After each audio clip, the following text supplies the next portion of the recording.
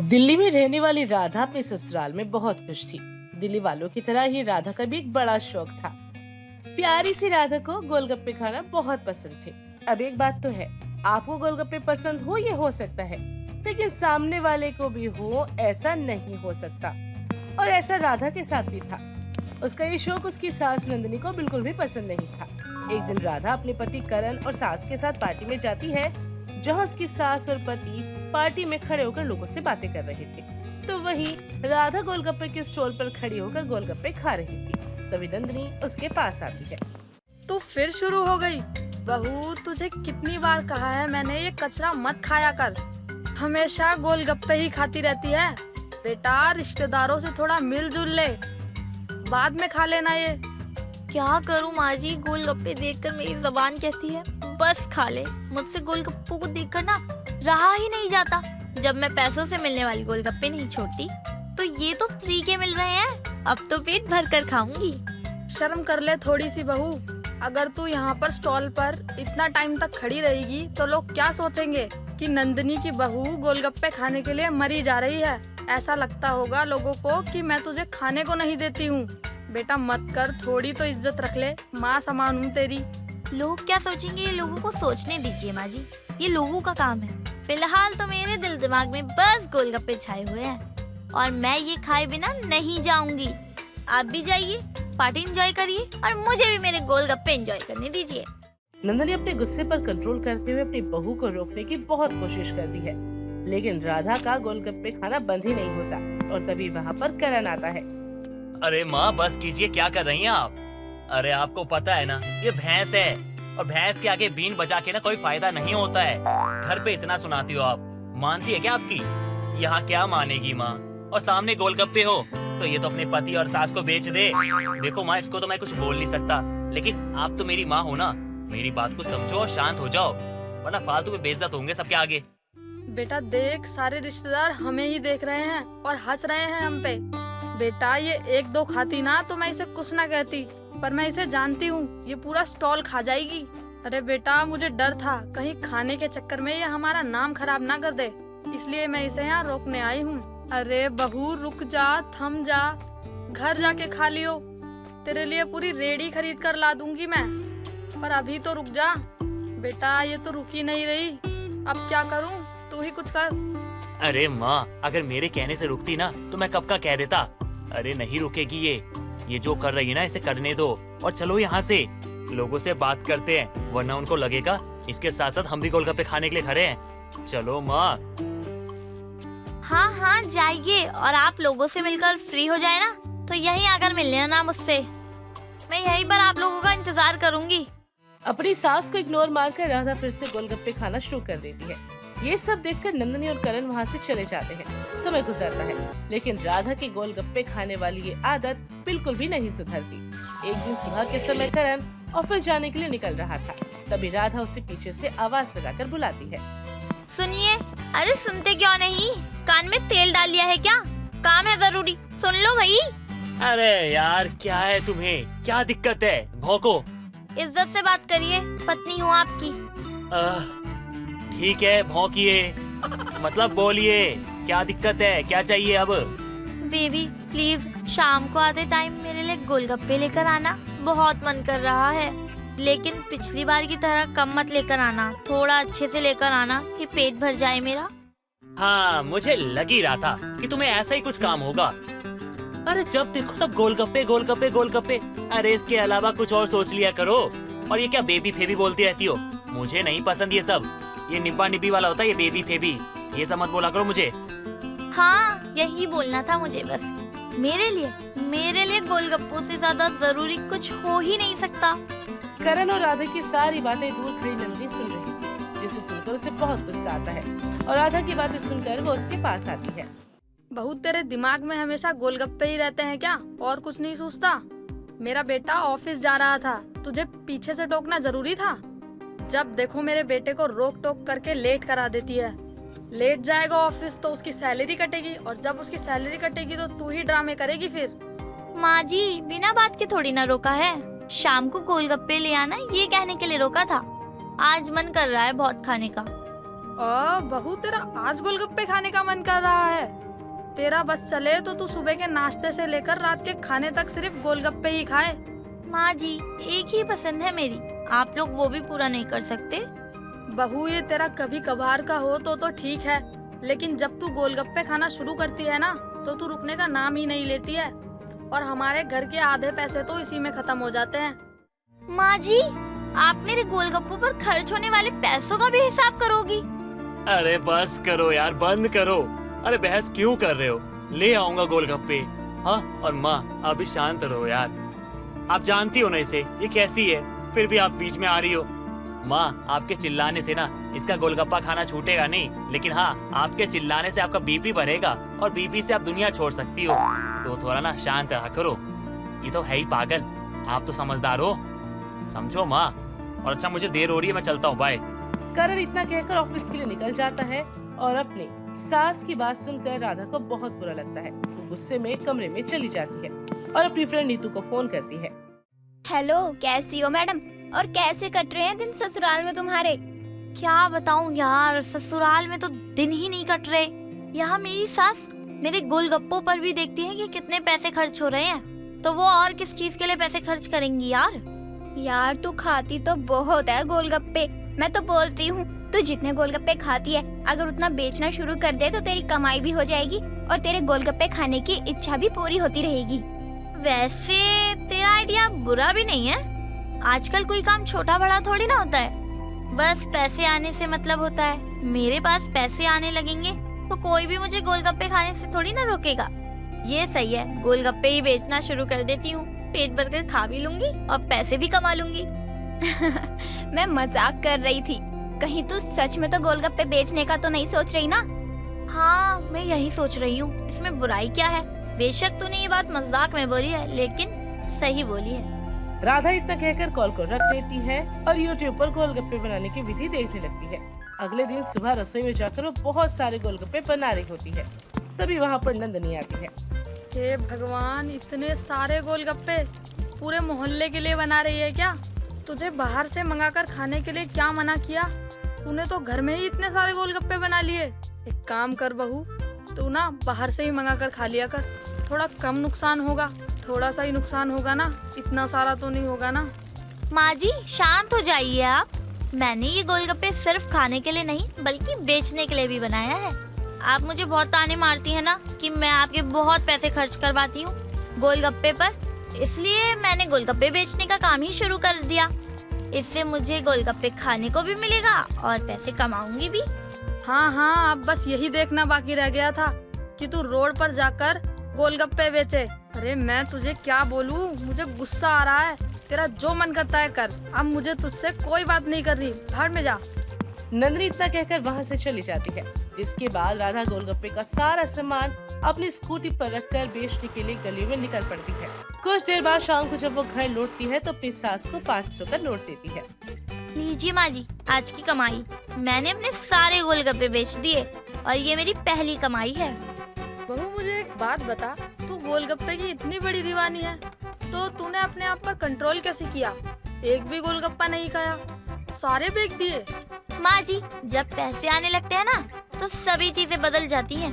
और गोलगप्पे बेचने का मतलब ये थोड़ी ना है कि मैं गोलगप्पे खाना छोड़ दूंगी। मैंने आज भी अपने लिए बचा लिए गोलगप्पे। चलो अच्छा है, तेरे गोलगप्पे खाने की आदत की वजह से थोड़ा फायदा तो हुआ। लेकिन बहू मुझे एक बात बता, तू गोलगप्पे बेचने स्कूटी पे क्यों जाती है? वो क्या है ना माँ जी, एक ही जगह खड़े होकर गोलगप्पे बेचने से अच्छी कमाई नहीं होती और इंसान बोर भी हो जाता है। इसलिए मैं चलते फिरते गोलगप्पे बेचती हूँ ताकि अच्छी कमाई हो और मैं बोर भी ना हूँ।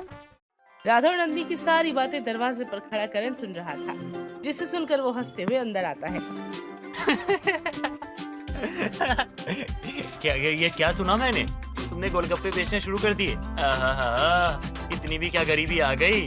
मुझे लगता है पक्का तुम्हारे बहुत बुरे दिन चल रहे होंगे, तभी तो तुम गोलगप्पे बेच रही हो। हाँ, मैं चलते फिरते गोलगप्पे बेच रही हूँ, लेकिन बुरे दिन आ गए इसलिए नहीं बेच रही, बल्कि मुझे अच्छा लगता है इसलिए कर रही हूँ। है? मैं कुछ समझा नहीं, सही से बोलो, क्या कहना चाहती हो? मेरा मतलब है करण जी कि मेरे गोलगप्पे खाने की आदत है ना, इसलिए मैंने गोलगप्पे का बिजनेस ही शुरू कर दिया। इससे मेरे गोलगप्पे खाने की इच्छा भी पूरी हो जाएगी और घर में 4 पैसे भी आ जाएंगे। इसलिए आप गुस्सा मत करिए। अरे मैं गुस्सा नहीं कर रहा हूँ, मैं तो हंस रहा हूँ यार। देखो, मुझे सोच सोच के हंसी आ रही है कि तुम गोलगप्पे बेचते हुए कितनी फनी लगती होगी। लेकिन अच्छा है, कोई भी काम छोटा या बड़ा नहीं होता और तुम्हारा दिमाग सही जगह लगा है। ये बात जानकर मुझे बहुत अच्छा लगा है और घर में कुछ पैसे भी आ रहे हैं, तो ये तो और अच्छी बात है। बस काम पे ना मन लगाओ। और हाँ, ये जो गोलगप्पे खाती हो ना, थोड़ा कम खाया करो और बेचो ज्यादा। अब ज्यादा तुम ही खा लोगी तो फायदा क्या वो बेचने का, इसीलिए तुम बेचो ज्यादा और खाओ कम। करण की बात सुनकर राधा और नंदिनी दोनों हंसने लगते हैं। राधा के चलते फिरते गोलगप्पे बेचने की वजह से वो 4 पैसे कमाकर अपनी सास को भी देने लगती है, जिससे उसकी सास का भी मुंह बंद हो जाता है और अब राधा को गोलगप्पे खाने के लिए किसी से सुनना भी नहीं पड़ता। ये गोलगप्पे वाली दीदी का घर है क्या, जो स्कूटी पे गोलगप्पे बेचती है? हाँ हाँ, ये उन्हीं का घर है। क्या हुआ? अरे रामू काका, जरा दीदी को बुला देना। ए, रामू काका नहीं, पति हूँ उसका। पति हो? हाँ। वो इतनी सुंदर और तुम छुछुंदर जैसे। मुंह पे बेइज्जती मत करो। ठीक है, घूम जाओ। क्यों?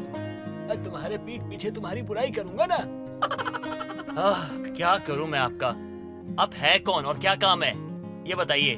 मेरी बेटी की शादी है। मैं शादीशुदा हूँ, मैं नहीं कर सकता शादी दोबारा उनसे। अरे तुझसे करवाएगा भी कौन? स्कूटी वाली दीदी के करम फूटे थे जो तेरे से शादी हो गई। नास पीटे। साइडो, बुला दीदी को।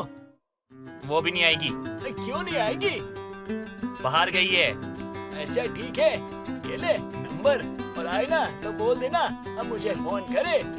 वैसे स्कूटी वाली दीदी बहुत अच्छी है, मैंने उनके गोलगप्पे खाया, वो तो ज्यादा ही स्वादिष्ट है। जाओ भैया जाओ, आपके जाते ही नंबर फाड़ दूंगा। अरे मन में क्या सोच रहा है, नंबर फाड़ने का मत सोचियो। क्यों ना सोचूं, सोचूंगा, फाड़ूंगा। क्या कर लेगा बे तू? हाँ, क्या कर लेगा? कुछ नहीं, लेकिन तू मुझे नहीं जानता। अबे तू मुझे नहीं जानता भाई, गुंडा रह चुका हूँ मैं पहले। वो है ना अपने यहाँ का डॉन तिवारी। अरे वो चेला है मेरा, उसको मैंने सिखाया है। अच्छा, तूने सिखाया है उसे? नहीं तो क्या। हाँ, ऐसा वैसा समझा क्या मुझे? बेटा तुझे पता है मैं कौन हूँ? कौन है बे तू? है कौन है तू? है कौन है? मैं कांस्टेबल हूँ। सर मैं तो मजाक कर रहा था। बेटा मजाक कर रहा था इसीलिए छोड़ रहा हूँ। अगली बार ऐसा मजाक किया ना तो चक्की पिसवा दूंगा। नहीं सर, अगली बार मजाक नहीं करूँगा। हाँ, नहीं करूँगा। वापस आऊंगा शाम को, दीदी आएंगी तब। है, लेकिन आपने तो कहा था कि फोन करने को। अरे तो आ जाऊंगा तो क्या हो जाएगा। और वैसे तू क्या चाहता है, मैं ना आऊं? हाँ बताओ। क्या बोला?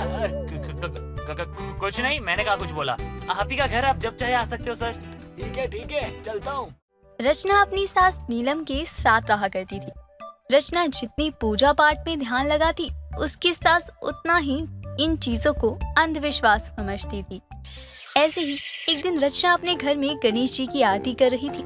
तभी वहाँ पर नीलम आती है और अपनी बहू को इस तरह आरती करता हुआ देखकर उससे कहती है, क्या बहू, सुबह सुबह तूने अपना ये भजन शुरू कर दिया? अरे सुबह सुबह इन घंटियों से मुझे परेशान कर रही है।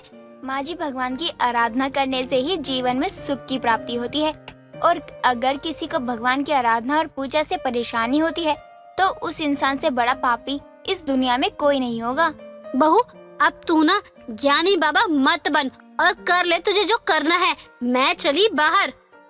नीलम बाहर चली जाती है तो वहीं रचना एक बार फिर अपनी पूजा में लगती है। ऐसे ही समय बीतता है और एक दिन नीलम अपने घर के बाहर बैठकर चाय पी रही थी। तभी उसकी पड़ोसन आती है जो उसे मिठाई खिलाती है। अरे कांता बहन, क्या हो गया? अचानक तुम मुझे मिठाई क्यों खिला रही है? वो क्या है ना, मेरे बेटे की नौकरी दूसरे शहर में लग गई है। भगवान का लाख लाख शुक्र है कि मेरे बेटे की किस्मत का सिक्का चमक गया। ये तो सच में बहुत अच्छी बात है कांता। तेरे बेटे ने ऐसा भी क्या किया जो अचानक उसको ये नौकरी दूसरे शहर में लग गई? पूजा नीलम, पूजा। अरे मेरे बेटे ने बाहर नौकरी पाने के लिए ना जाने कितने पापड़ बेले हैं, फिर भी वो फेल हो रहा था। तभी से वो गणेश जी की पूजा अर्चना में लग गया और आज देख उसका फल कितना अच्छा आया है। देख कांता, तू मेरी दोस्त है, इसीलिए बता रही हूँ कि पूजा पाठ में कुछ नहीं रखा। अरे ये जो मंदिर में मूर्तियाँ होती है उसमें कुछ नहीं होता, वो बस लोगों की आस्थाएं होती है, वो भी झूठी। अरे एक मूर्ति को तुम भगवान मानते हो, उनको फल फूल ना जाने कितने का चढ़ावा चढ़ाते हो, पर अगर तुम लोगों के सामने कोई गरीब आता है तो तुम सब उसको क्यों दुत्कारते हो? मेरा मानना है कि भगवान किसी मूर्ति में नहीं होता। बात तेरी सही है, लेकिन नीलम आजकल के गरीब गरीब नहीं होते हैं। लोग भले ही गरीब का भेष धारण किए रहते हैं, लेकिन पैसे मांगना, भीख मांगना उनका धंधा हो चुका है। खैर तुझे ये चीजें समझ नहीं आएंगी क्योंकि तू एक नास्तिक है। तो अच्छा, मैं चलती हूँ। हाँ हाँ जरूर, वैसे भी मुझे इन सब पर विश्वास नहीं है। कांता उसकी बात सुनकर वहाँ से चली जाती है तो वहीं नीलम भी अपने घर में जाती है और गणेश जी की मूर्ति के सामने खड़ी होकर बस मूर्ति को निहारती ही रहती है। अपनी सास को इस तरह गणेश जी की मूर्ति के सामने खड़ा होते देखकर वो अपनी सास के पास जाती है और उसके कंधे पर हाथ रखती है। माँ जी क्या हुआ? आप इस तरह से मूर्ति को क्यों निहार रही हैं? कुछ नहीं बहू, मैं बस ये देख रही हूँ कि इस पत्थर की मूर्ति की लोग पूजा क्यों करते हैं। माँ जी भले ही ये मूर्ति पत्थर से बनी है, पर आपके अंदर श्रद्धा है तो पत्थर में भी भगवान है। दोनों सास बहू आपस में बात कर ही रहे होते हैं, तभी वहाँ पर नीरज अपनी आंखों में आंसू लिए आता है और अपने सर पर हाथ रखकर सोफे पर बैठ जाता है। उसको इस तरह देखकर रचना और नीलम उसके पास जाते हैं। नीरज जी आप इतना परेशान क्यों हैं? क्या हुआ? रचना, माँ, सब कुछ खत्म हो गया। मुझे कुछ समझ में नहीं आ रहा कि अब मैं क्या करूँ। अरे पर हुआ क्या जो तू इतना परेशान है? माँ, मेरी जॉब चली गई। मेरी कंपनी से किसी ने डाटा लीक कर दिया, वो भी मेरे सिस्टम से, और बॉस को लगा मैं दूसरे कंपनी के लिए काम करता हूँ और उनका डाटा मैंने लीक किया है। पर वो बिना जांच पड़ताल किए आपके ऊपर ऐसे कैसे इल्जाम लगा सकते हैं? मेरे सिस्टम का लीक डाटा माँ चीख चीख के कह रहा है कि ये डाटा मैंने ही लीक किया है। नीरज अपने परिवार वालों के सामने अपने दुखों को जाहिर नहीं कर पाता और वहाँ से चला जाता है। ये देखकर नीलम अपनी बहू को ताने मारती है। अब कहाँ है तेरे गणपति जी? बहू, बहुत उनकी सेवा करती थी ना तू, देख अब उन्होंने तेरे पति की जॉब छीन ली। माँ जी ये इंसानों की गलती है, और हाँ हमेशा याद रखना कि भगवान जी भी कभी अपने भक्तों को निराश नहीं करते। अगर वो जो भी हमारे साथ करते हैं उसका मतलब ये नहीं होता कि वो हमारे साथ कुछ गलत कर रहे हैं। इसका मतलब ये हुआ कि उन्होंने जरूर हमारे लिए कुछ अच्छा सोचा होगा। बहू, ये ज्ञान की बातें सिर्फ ज्ञान देने तक ही रह जाती हैं। नीलम वहाँ से चली जाती है तो वहीं रचना अपनी आंखों में आंसू लिए गणेश जी की मूर्ति के सामने खड़ी रहती है। हे भगवान, मैं नहीं जानती मेरा परिवार किस संकट में फंसा है, पर हाँ ये जरूर जानती हूँ कि आप हमें इस दुविधा से बाहर निकाल देंगे। रचना हाथ जोड़कर वहाँ से अपने पति के पास चली जाती है और उसे संभालती है। समय बीतता है पर नीरज की नौकरी कहीं भी नहीं लगती। ऐसे ही एक दिन नीरज अपने कमरे में परेशानी में बैठा था, तभी वहाँ आरती आती है और अपने पति को परेशान देखकर उससे कहती है, नीरज जी गणेश चतुर्थी आ रही है, क्यों ना हम गणपति बप्पा को बड़े धूमधाम से अपने घर ले आए। रचना, मैंने आज तक तुम्हारी श्रद्धा में कभी टांग नहीं अड़ाई, लेकिन तुम तो जानती हो ना अभी हमारी क्या कंडीशन है। क्यों गरीबी में आटा गीला करने की बात कर रही हो तुम? नीरज जी भगवान का घर में आना तो शुभ होता है, और क्या पता उनके आते ही आपकी भी कहीं नौकरी लग जाए। अगर हम गणपति बप्पा को घर लाएंगे तो वो हमारे सारे दुखों को हर लेंगे। कहीं ना कहीं नीरज को भी बप्पा में विश्वास था, इसलिए नीरज अपनी पत्नी के आगे कुछ बोल नहीं पाता और वो गणेश जी को अपने घर लाने के लिए तैयार हो जाता है। अगले ही दिन नीरज और रचना गणपति बप्पा की मूर्ति अपने घर लेकर आते हैं और उनकी स्थापना करते हैं। हे भगवान, मेरे घर में बस शांति और खुशियों को बरकरार रखिए। नीरज जी के ऊपर जो भी इल्जाम लगा है उन इल्जामों को हटा दीजिए, साथ ही उनकी एक अच्छी सी जगह पर नौकरी भी लगवा दीजिए। मैं आपकी पूरे 9 दिन सेवा करूंगी। बप्पा, मुझे इस मझधार से निकालो, मैं चाह के भी कुछ नहीं कर पा रहा। मैं बहुत बुरी तरह फंस चुका हूँ, मुझे निकालो बप्पा, निकालो मुझे। जहाँ वो दोनों बप्पा के सामने हाथ जोड़े खड़े होते हैं, वहीं पीछे नीलम खड़ी थी और अपने मन में ही विनती कर रही होती है। मैं वैसे मानती तो नहीं, पर भगवान जी जो मेरे बेटे पर इल्जाम लगा है उसे हटा दो। नीलम अब वहीं से उल्टे पैर चली जाती है। ऐसे ही समय बीतने लगता है। बीतते समय के साथ रचना बप्पा की पूरी देख रेख करती। ऐसे ही एक रात बप्पा के सामने की ज्योत बुझ जाती है। बुझी हुई ज्योत को देखकर नीलम बप्पा के पास जाती है और उनकी ज्योत फिर से जला देती है और ये सब रचना देखती है। माँ जी, मैं ये क्या देख रही हूँ? आप पूजा कर रही हैं। वैसे मैं पूजा नहीं कर रही थी, वो तो इनकी ज्योत बुझ गई थी तो सोचा क्यों ना जला दूं। लेकिन हाँ, अब मुझे भी लगता है कि भगवान है। हट अब यहाँ से, मैं जाऊँ सो जाऊँ, रात बहुत हो रही है। नीलम वहाँ से चली जाती है। अगले दिन बप्पा के विसर्जन का दिन था। सभी धूमधाम से बप्पा को विसर्जन के लिए लेकर जा रहे थे। तभी नीरज के पास एक कॉल आती है। कुछ देर फोन पर बात करने के बाद उसके चेहरे पर मुस्कान और आंखों में आंसू थे। साथ ही नीरज अपने घर में एक खुशखबरी देता है। माँ मेरे ऑफिस से फोन आया था माँ। वो लोग कह रहे थे जिसने भी डाटा लीक किया है उसका पता चल गया है। मैं बेकसूर हूँ माँ, मैं बेकसूर हूँ। और तो और उन्होंने मुझे ना फिर से बुलाया है, वो भी दुगनी सैलरी में। मैं ना कहती थी कि बप्पा हमारे सारे कष्टों को हर लेंगे, और देखो वही हुआ। माँ जी, आपने भी हमारा साथ दिया। बस मुझे आपसे और क्या ही चाहिए। माँ जी ने साथ दिया मतलब? नीरज की बात सुनकर रचना अपने पति को सब कुछ बता देती है। ये सुनने के बाद नीरज को भी काफी अच्छा लगता है और वो अपनी माँ के गले लग जाता है। माँ, मैं जानता हूँ आप भी भगवान पे यकीन करती हो और आपने कभी इसका दिखावा नहीं किया। यही तो खासियत है माँ जी की। आज माँ जी के सपोर्ट से ये सास बहू की गणेश चतुर्थी पूरी हुई है। गणपति बप्पा मोरया।